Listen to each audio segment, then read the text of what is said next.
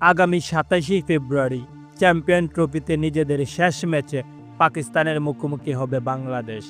আর এর আগে বাংলাদেশ ইন্ডিয়ার বিপক্ষে ৬ উইকেটে হার ও নিউজিল্যান্ডের বিপক্ষে ৫ উইকেটে হেরে এখন নিজেদের শেষ ম্যাচে পাকিস্তানের মুখোমুখি হবে। এদিকে পাকিস্তানও নিজেদের প্রথম ২ ম্যাচে হেরে ব্যাকফুটে। নিজেদের সম্মান বাঁচানোর এই ম্যাচে কোন দল জিতবে, এবার ম্যাচের আগেই ফলাফল প্রকাশ করল জ্যোতিষীটিয়া।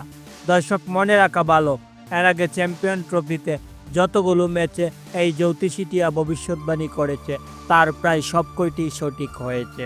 আর এবার এই জ্যোতিষীটিয়া পাকিস্তান বনাম বাংলাদেশের এই ম্যাচকে নিয়েও ভবিষ্যৎবাণী করেছে।